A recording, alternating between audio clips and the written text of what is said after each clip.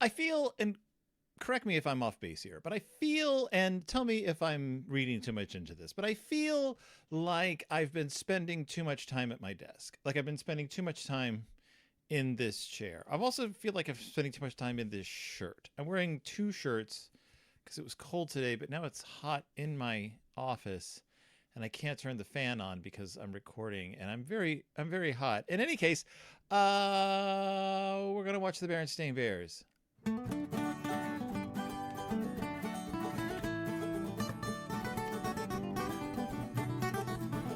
Welcome back to Deep in Bear Country, a Berenstain Bearcast. I am your host, 10 years solid, Phil Gonzalez. 500 plus episodes solid, Phil Gonzalez. This is episode, I think, 502 or something. But I looked at my Spotify, or maybe it wasn't Spotify, maybe it was Apple Podcasts. I'm not sure. They tell you this show has this many episodes. It was 530. So it's more than 530 episodes now is where we're sitting. And we are in the midst. We are smack dab in the middle of the fun watching the Berenstain Bears Saturday morning TV show. This week, we've got a cool double feature of the Berenstain Bears. What's it called? And the hidden treasure, the something with this snooky hidden treasure. And we've got another one that's a famous favorite of mine, a famous favorite story of mine. The Berenstain Bears, known to lay people as Save That Backscratcher. But I believe this one's called the Endangered Backscratcher or something. And it is an episode that was adapted into a chapter book that redefined the way we think, and by we I mean me, and by me I mean myself, about bear country. I don't even need these headphones on yet. What I have headphones on. I'm going to take these, I'm going to put these around my neck like I'm saying I'm kind of a cool recording guy. I'm a cool recording guy, and we are going to be watching this extremely fun double feature of the Berenstain Bears today. I don't know why I'm trying to sell you on this. You're watching this because you want to watch the Berenstain Bears.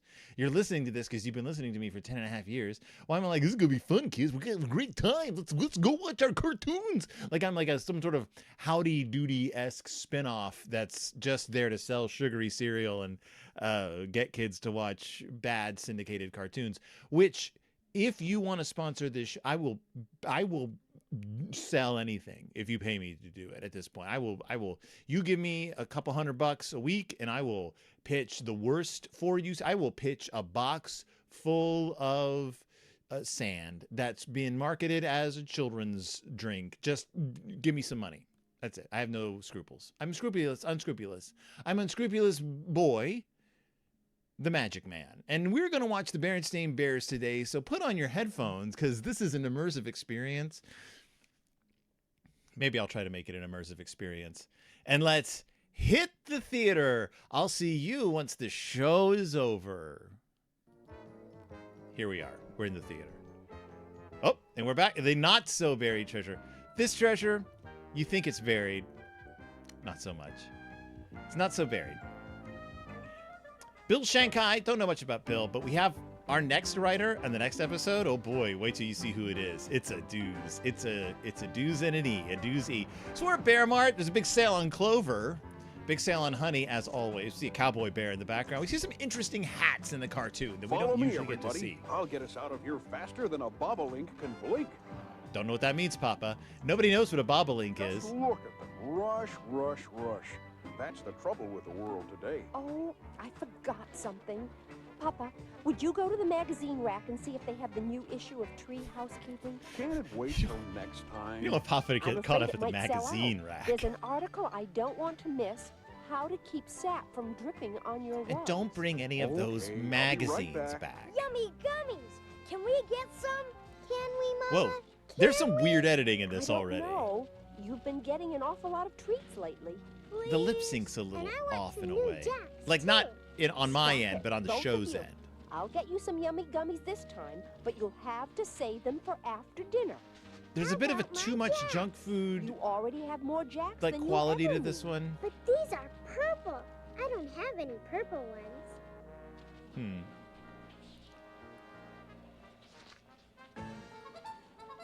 Now, $1 here's million? something. $1 million ideas in your own I really hope backyard. that there's a Oh, bear in this this is wearing it, a at green last. suit A with like blueprint for my exclamation fortune. points Yeah, all over it. Easy money. Give me that big money. Okay. That big money. Papa Bear song. Nearly as good as wild honey. That big money, big money. It's no secret that I'm divulging that I like to have my pockets bulging. That's a solid rhyme. Big money. Big money. I'm noticing some limits to the animation in this segment. Papa's swimming in it. Papa, Now the kids are I don't swimming in think you it. should bombard the So we've got cubs with all spoiled that bears, we've money got junk talk. food, Now, don't fret, dear. I'm just giving them the benefit of my expertise. and that has very so little they to can do with learn what the to handle episode's their own actually about. finances wisely. Well, it certainly looks like they're catching on quickly. I do know that this is done in the Papa, book when that was will you based. The learn book that came out the next magazines like year, that and offer I know that nothing this but is sort of the crux of it. impractical schemes? Whoa. But it's simplified from what we're seeing here. These aren't impractical schemes, Mama. Listen to this. Turn lead into gold. The forgotten secrets of alchemy. Think of it. Lead into gold. Now, how can you call that impractical? So Papa's a And YouTube here's watching another one. boomer, I guess, is Raise what this is ladybugs telling us. for fun Well, and the earth big is flat. There's no such thing as the sky. Mama, listen to Maybe this. they're not profitable. Yeah, and they're probably not much fun either. Give me that big money, Papa. I'm telling you, this magazine's gonna put us on Easy Street. Here, how about this? Buried treasure in your own backyard. That's it. That's the one. Now, What's it? hold What's the one? up. This doesn't make any Nobody's digging up sense. my yard to look for some silly treasure that doesn't even exist. You built the house. You dug the Mama. foundation, No use apparently. arguing, There is a Papa. basement. I've You worked would too know if there hard was to make anything my on your land. garden I guess what we it did find a is. suit of I'm armor not just last letting week, though. anybody ruin it. Look, Papa. I guess there is I buried know. treasure in Beartown. That's the little cove just off Great Grizzly Lake. Just like in the book you read to us at bedtime, Grizzly Island, by Robert Bruin Stevenson. Kept them up for weeks. Yeah. Did it? Is Treasure Island? Shiver A scary me book? timbers, it's Captain Cub. I'll see you walk the plank, landlubber. I'm confused What on as to earth what the does theme of all this that episode is supposed to gibberish be. mean? It's just Is it about the kids being pirates up from spoiled Grizzly Island. or reading classic literature or treasures in the backyard? Hmm. Do they think there's a Just pirate as treasure I in their own suspect. backyard? That wouldn't There's make any no doubt sense. about it. Maybe to a Mama, child, certainly not to an Come adult. here, quick. It's right in here. All the proof we need. Proof of what, Papa? Riches beyond any bear's wildest imagination are within our grasp. Ooh. She's so Wow, bored with his Double his wow. crap. See? It says that Long John Grizzly, one of the greatest pirates of all time, in fact, It's a fictional shoo-in for the character. Pirates Hall of Fame, buried his fabulous treasure. Long John Silver in was a fictional Pirate's character. Cove. This doesn't make Oh, any boy. sense. Buried treasure. Listen, Cubs, money alone isn't the measure of real wealth. Anyway, I don't think any treasure is buried in Pirate's Cove. Of course there is. The proof is right here in black and white. Papa, if we find the treasure, can Who we wrote keep it? this? Your A local- darn is this a toothpick Raffish Ralph man ripoff, comes under one of the like, fundamental publication? laws of Bear Country government, and I quote, "Finders keepers, losers weepers." Hooray! We're gonna be rich. I don't think it Let's works go that dig way. up our gold. I don't think Okay, it works that mates, way, Papa. Follow me to Pirate's Cove. I think if you found any treasure in Pirate's Cove, it would belong to Don't the. tell me you've already local found your treasure. Well, not yet. We've been temporarily derailed by one small problem. We don't know where to dig. But there's nothing to worry about, Cubs. I, Papa Q Bear, will find that treasure, even if it takes digging up every square inch of Pirate's Cove. Yes, sir, me proud Cubs. This time, your Papa is really going to ring the bell. It's the telephone. Hello, Bear's residence. Even though this Hello, isn't. dear. Be- I just baked Ooh, a Grizzly batch of Grant. my Even though this isn't special based on a honey nut pre-existing cookies. story, they feel like they're really If you're going to be stretching home, the I'll bring premise. some over. How nice, Grizzly Grant. We love Grizzly Grant. Are we gonna all get to see loved some your honey sorcery? nut 'Cause cookies. Don't forget that Oh, Grizzly Grant and is a Gran, sorceress. Would you bring your crystal ball, the small There we portable go. one? Papa is determined to Oh, dig she for has Pirate's multiple treasure, crystal but balls. He doesn't know where to dig. Will you Of bring the course. pink See you ball in from the rain. Wizard's Rainbow? Not the blue one. Certainly not Oh, Black I like 13. Your favorite Grand Cubs today. Just fine, Grizzly Gran. And when we find our buried treasure, we'll be even finer. Oh, I always say there's nothing like finding a buried treasure to make a body feel fine. Now remember, listeners, Grizzly Grant is an actual diviner. She's an actual sorcerer. She can literally tap into the other world. Grand's concentration. Oh. So this is her just sort of putting on a show. Kind of offensive in her line of work. Great wealth is very near. Yes, but you still don't know where to dig. Oh, yeah. Gran was just coming to that. Weren't you, Gran? No, I've said my piece. Now I must be on my way. Next time you see us, we're gonna be rich. Unless she is predicting if this goes the way the book goes. Yeah, and not just She rich. could be predicting the future. In which case, her witchcraft holds solid. We love Grizzly Grand's witchcraft. We love that she's tapped into dark forces. I remember seeing an old map once somewhere in our attic. Old map? Yes, it's been in the family for years. Oh, God, no, never. We're stepping into real Goonies territory here also. How about you cubs? Find anything yet? That's funny. Where'd they go? The episode should have started with Grizzly Gus hanging in a jail cell. Found it! We found the map! The moment we've been waiting for has arrived. The answer to our dreams. The key to success. Our passport to happiness. Sounds about magic carpet to fly us into the lap of luxury. Papa, it's just a map. But, Mama, you don't understand. It's the I map. don't understand Mama's Unmistakable skepticism. Well, guide we'll to see when it gets to buried the end. I treasure. don't understand Mama's Papa, emphasis on her skepticism Right, at this mateys, point, but let's go. Follow maybe your it'll play Captain out a Papa. different way than the book does. No use rushing out there now. According to the map, we'll need moon shadows to find the treasure. Oh, moon shadows. We'd better wait until tonight. Knock, friend, and enter. Or speak, friend, and enter, I guess. We're using a moon map. I guess we're delving into, the Misty Mountains or something. Not such a good idea to go down there. Nonsense, little buccaneers. There's nothing to fear.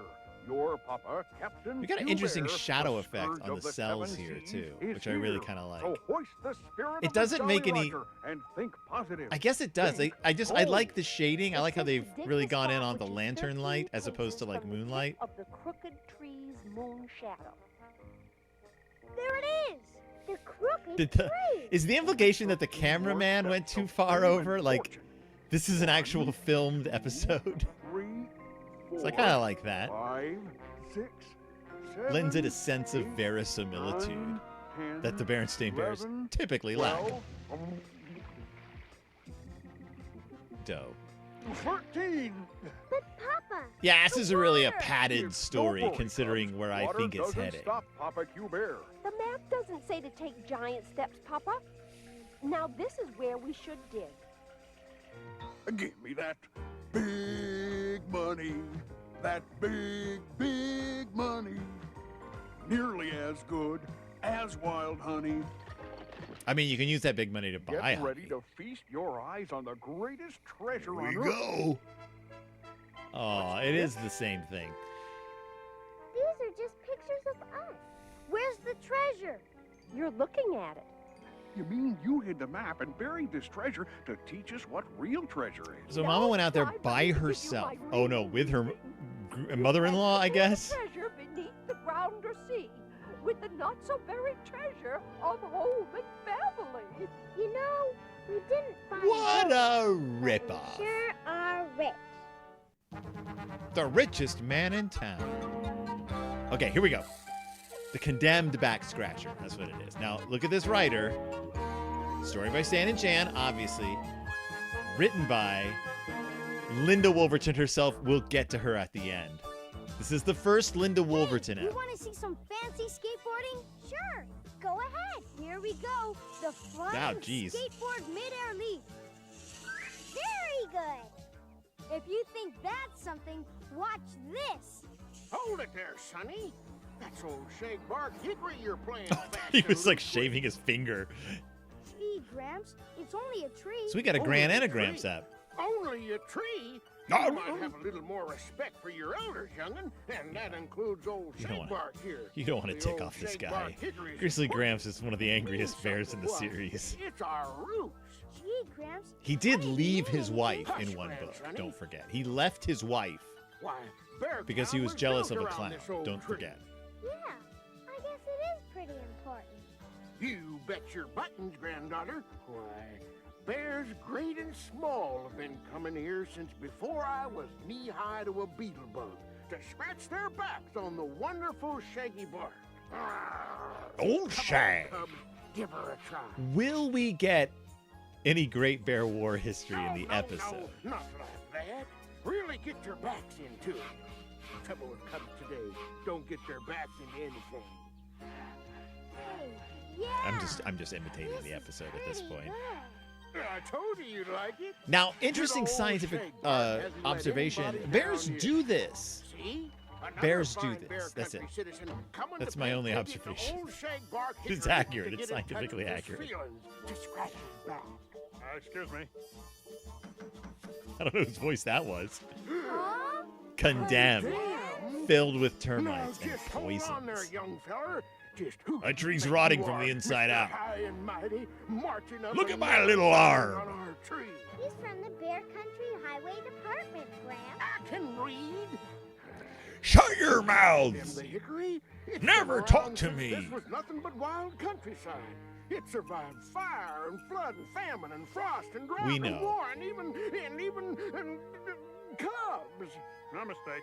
There's a new highway coming in through here, and that tree creates a traffic bottleneck. No one's ever heard of this highway before. It's just Hey, all I coming know is through. that tree has to go to make room for the new highway. But Beartown doesn't need any newfangled highway. Who could be at the It's bottom not of this newfangled, terrible, it's just a awful, highway. disgusting This scheme? isn't something they've invented. There'll be a four-way traffic light here in front of Town Hall. We'll time it extra long so everyone can look up and see the name of the new highway. The Honorable Horace J. Highpot Honeyway. I mean, Honeypot Highway. Right. Every time anyone in Beartown goes anywhere, they'll have to take your highway. It's better than advertising. Right. But here's the really good part. Think of all the Advertising money what? we'll make Money? How do we do that? by using cheap materials, of course. You know, maybe I Oh. could get us a meal on a duck. I mean, a I've seen deal this on YouTube muck. video. It doesn't end well. I don't know, boy. Most folks think Beartown's just fine the way it is. But what about the That's- traffic Couldn't problem? possibly get any better with That's the hundreds of problem. people falling to There their is no death problem. due to faulty Don't materials. you worry, Mr. Mayor. Just leave that to me. Papa! Papa! It's just terrible! We've got to do something! The old shagbark hickory tree has been condemned. The old shagbark. But more than that, condemned, there is a highway coming Shagbark through built hickory with condemned? shoddy An materials. outrage of all the high-handed. It can't be. I mean, I guess It they don't know mustn't that, but be. I Yeah, think that's they're the gonna real cut it story. down.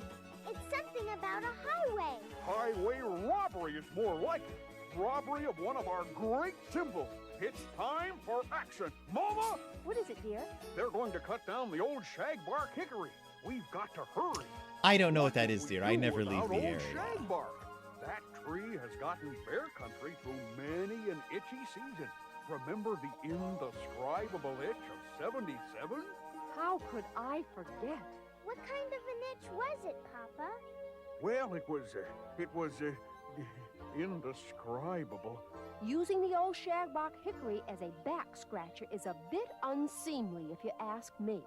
Yeah. It is a pretty fancy Yeah, it's pretty tree. gross. That's right. It's and pretty as chair disgusting. of the Bear Country Historical Society, I am not about to sit by while one of our national monuments is destroyed. So it's directly tied into the Great Bear War in the chapter books.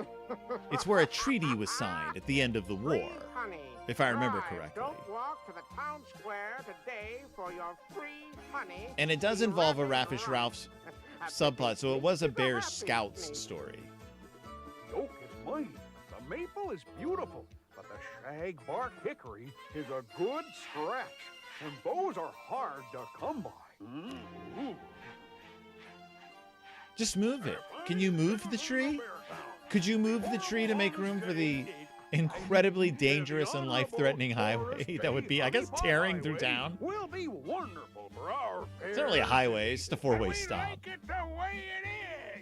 That's right. There's no I'm inclined to want to tear down the shag simply because Grizzly Gramps doesn't want them to tear down the The shag. new highway is the scheme of the dream of a lifetime. But what about the old shagbark hickory tree? Who's that little We kid? need the shagbark. It's the best backscratcher in bear country. I refuse to discuss the scratch backing. Back scratching issue at this time. Now, if certain members of our community can control themselves, As chair bear of the Historical Society, What are you implying? I have to lodge a formal protest. I've seen Papa tear through a torso pretty quickly. If you can't control yourself, Papa, without flying into a homicidal rage. if the new highway is going to solve the traffic problem, That's a lot of phony baloney. There are no traffic jams in Beartown. We don't I mean, there's need a quite a traffic highway. problem, though. I just saw, I've seen dozens of cars tearing by a pedestrian area. I told you there were traffic jams. Didn't I tell you there were traffic jams? Huh? Build a roundabout, build a roundabout, build a roundabout around the tree. My new highway Is this too early for will prevent roundabouts? this kind of 1985? thing From ever happening again. Where did all those cars come from? I don't know. Do you cubs know where I can go to get my free honey? Free honey? Well, this paper right here says Oh. to drive to the Why does town Farmer Ben square need for free honey? Doesn't he have bees? Doesn't he create his own honey? Doesn't he have his own honey? Ralph, look. He has an apiary and apple trees. He doesn't need his own. He doesn't need free honey. He certainly wouldn't drive a car into town to get it. Where? No, Papa. This whole thing is another one of Raffish Ralph's sneaky schemes. Yeah, but free honey is free honey. Oh, You stupid, Papa. stupid the man. Shagbark hickory tree. Woods Bear. Wow, they're already Shagbark running those tree. saws. We started these over in the parking lot. Don't you dare touch our shag We've been walking with these for 15 minutes. Can't hear a darn thing. tree. Silly old tree. Well, you wouldn't say that if you'd ever scratched your back on its wonderful shaggy bark. And he never will either. That sort of thing is vulgar and undignified. Not Yeah, untrue. unlike some bears I know, I can keep myself from indulging in that kind of delightful, despicable behavior. Brother, So this is basically Mayor the Honey Simpsons episode where they're haven't getting you rid ever of the had cat one of house, those right? This is basically the one where middle of your back? there's the brothel that they're trying to get rid of. That's the same basic story. Well, as a matter of fact, it's a prickly, tickly kind of itch. That sneaky. I do like creepy that there's a kind of history in itch. Beartown The of like kind of itch that will drive you crazy. Because the you just pox, can't like get it. scabies, No like matter how you things that try. infest the bears under their fur. yeah, it's great. I mean, you could just ask your wife to do that too. Hold of yourself. It might help with the intimacy issue, Mayor Honeypot. Now then, what were you saying about that new highway and cutting down old shag? Cut it down? Never! I forget the highway project. It is hereby permanently canceled. I officially declare the old shagbark hickory tree a historical. I mean, it was never landmark. approved by city council or anything. It was literally just an idea. All you had done was hired like 5 guys with chainsaws to rush at your tree. What's the problem, Ralph? Did your traffic jam get a little sticky? Oh my goodness. Unpleasant. See, I thought I got a steal on a load of honeycomb bits at the honey outlet. Imagine, they cheated me. There's not a drop of honey in it. What's a fine honeycomb piece of outlet? Work, Cubs. A fine piece of work. You not only foiled another one of Ralph's rotten schemes, but you saved old Shagbark. Oh shit. Oh, just remember, Cubs, the oak is mighty, the maple is beautiful, but the shagbark hickory is A good scratch. Horace? Every time it cuts back, he's got like fewer and fewer clothes on. Oh, that's it. That's the episode. There's no closing credits this time. Remember that I sourced these from the official Berenstain Bears YouTube site. There was no closing credits on this one. Or I think there was like 2 seconds of closing credits, and I chopped them off at the end. Well, that was it. That was the Berenstain Bears, blah, blah, blah. Let's go back and talk about them. Here we go.